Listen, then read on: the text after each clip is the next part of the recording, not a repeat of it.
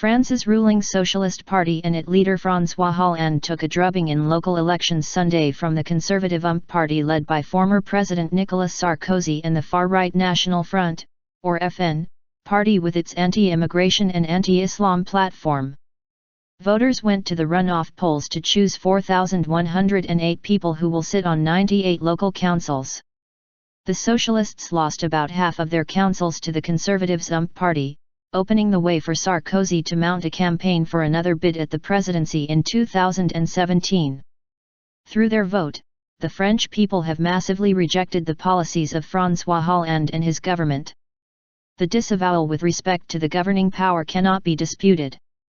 Never has a majority lost so many local councils.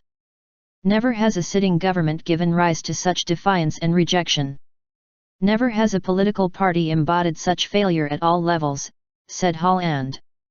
The FN did not win an entire council, but scores of its candidates across the country won seats on local councils. The FN wins are seen as the beginning of grassroots support for the presidential campaign for the group's leader, Marine Le Pen, who has been outspoken in her views against immigration and the integration of Islam into French society. The objective is getting closer, get into power and implement our ideas to straighten things out in France, give it back its freedom, its safety, its prosperity. Impoverishment, mass unemployment, the destruction of our identity are not inevitable. The failure of successive PS governments will be able to step aside so the patriot can come forward, and that's a great hope for millions of French people today, said Le Pen.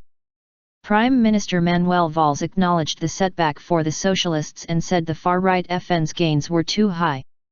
Valls also said France had declared its anger at a daily life that is too difficult and promised to redouble the government's efforts to revive the French economy, the second largest in the Eurozone.